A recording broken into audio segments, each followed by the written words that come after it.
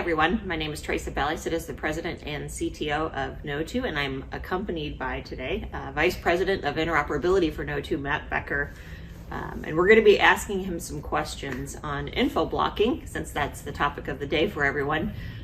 He is the industry expert and has been leading many initiatives on info blocking, so hopefully we can ask some good questions, and of course follow up with your EHR vendor or your partner. If you have any additional questions, we'd be happy to answer them. Thanks, Therasa. So Matt, welcome. Thanks for joining us in you. our Boise office here. Talk to me about October 6th. Why does it matter?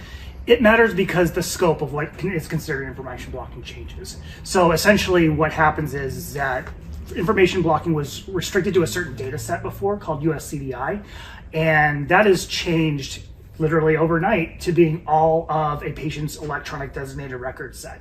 So essentially all billing information, all clinical information, you'll need to make available to your patients that you carry electronically. That's within that HIPAA-defined DRS. So back me up, Matt. When did the first pass of info blocking go into place, and what did that mean? Back in 2021, the first instance of info blocking went live, into which you could submit a claim against a provider or an EMR or an HIE for not giving you data for the USCDI specific data set. So that's been in place for about a year now. And then what changed today essentially was just that expansion of that data set. So basically I could call as a patient and say, I need my information. Mm-hmm. Or as a provider, I need Matt Becker's information. Right.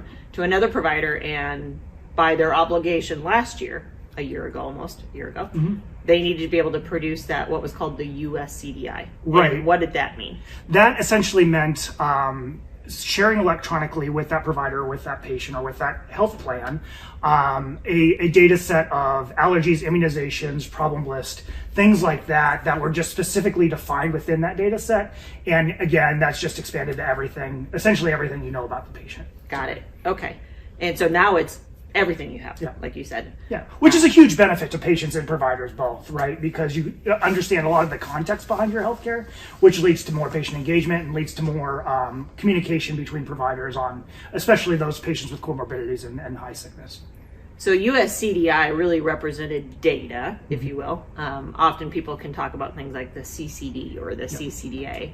And USCDI is just a data that sits within those documents or another document. Yeah, it is a data set, not a transmission method. So what ONC does not define is how something is going to be transmitted. They obviously give preference to certain things, but at the same time, there are ways to discuss with the other party on how to receive the data and steps to follow in that process if you guys can't agree on how to actually transmit that data. It's the data that actually matters with information blocking. Got it. So if my EHR happens to create a CCD or a CCDA, that's part of the USCDI, right? And I can share that information. If the USCDI is contained within the CCDA, yes. Got it. Okay.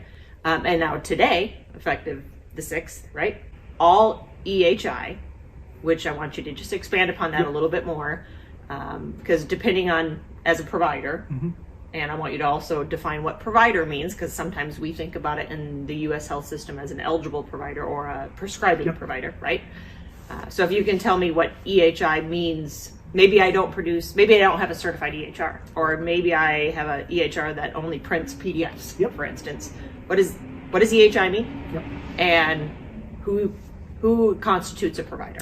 Yeah, so that's a bunch of good questions in one there. So number one, what is EHI? EHI is essentially what you've defined as your designated record set under HIPAA. So the DRS has been a term since 2000 when HIPAA was actually enacted into law. And so your organization somewhere should know what that DRS actually means. Now, any of that designated record set that you carry electronically is considered EHI now. And that you will have to transmit electronically, digitally, when requested, unless you fall under one of the exceptions. And so what that means for your EMR, even if they're not certified, is that you'll want to pressure your EMR into giving you a way to do that, for one, with the data set they hold. But not all the data set's going to be in your EMR's database, right? You're going to have billing, you're going to have claims, you're going to have other things that sit outside your electronic health system that you're also going to need to gather and send digitally. So there's probably not a one-size-fit-all solution to sending that, but at the same time, you need to be able to send it electronically. Okay. And provider. Yeah. Who is who's a provider? So there are three what are considered actors under information blocking, people that can get accused of information blocking. One is providers, so essentially healthcare professionals, and it is very close to the eligible professional definition. The other piece of it is HIEs and HINs. So health information exchanges, your local RIO, your local HIE are subject to information blocking regulations. And also developers of certified health information technology, the ones that went for the meaningful use certification, things like that, are also subject to information blocking claims. And it's important to note for certified EMRs, it's not just their certified products that are eligible to be accused of information blocking, it's all their products. So it's not just the subset that you've actually submitted for certification. All right, so Matt, let me give you a few examples under your, what I think you called the provider actor. So I'm a physical therapist. Am I considered under the provider actor? Very likely, yes. Most providers who are providing care to patients are subject to this. There are a listing of examples plus the entire definition, which is a couple pages long, so I won't read it to everybody, but if you're providing care to patients, there's a very good chance you're subject to this. What about a behavioral health provider? Yes. Okay. Obviously, there's the definition, right? And there's the technical definition, and then there's the spirit of it, right? We want to really reflect on the spirit of it. How would you describe the spirit of what's trying to be accomplished here? The spirit of it really is to take care of the patient, let the data flow wherever the patient is going to need that, whether that's to the patient themselves through an application that they're trying to follow their health data on, or just bouncing around between healthcare organizations, physical therapy, skilled nursing, wherever they're going. It's really important that they have that whole data set available to them for those transitions of care. And that's really the spirit of this, is trying to define that. And that's where you should default as a healthcare organization. And if that is not your culture today, that's the first thing to address, is that we are a culture of sharing, because that's what's best for our patients.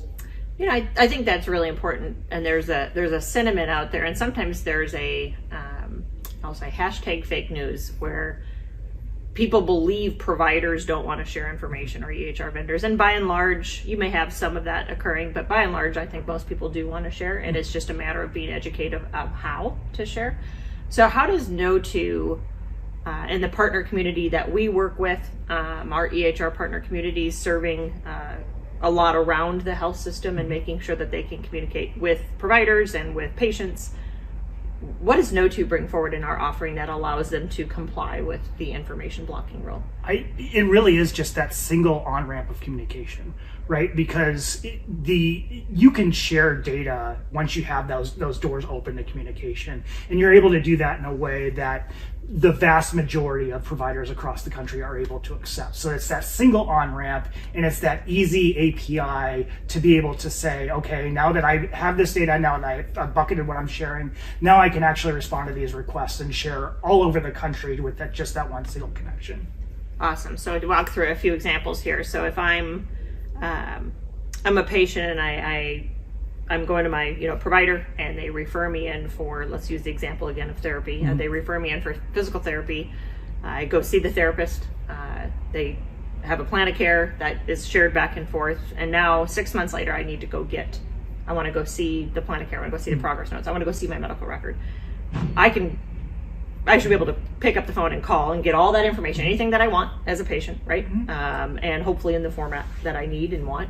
But also as another provider. So let's say I move across town, or I move across the United States. I want to get all my clinical information. So I move across and I ask the new provider, and I tell them where I had care. They should be able to call and say, hey, send that to me in whatever format they need or want, and be able to get that information, and there should be no concerns or blockage. Absolutely, and that is the bare minimum. What should actually happen is that all happens automatically, to where I as a patient can essentially download a patient portal or download something that can give me access to my data automatically, and that people should comply with that. As a provider, you should be able to connect to an on-ramp like Kno2 and just be able to receive data from sources from all over the country automatically when a patient shows up, and not really have to pick up the phone, or not really have to type in even the patient's name to get that information flowing directly into your own workflows.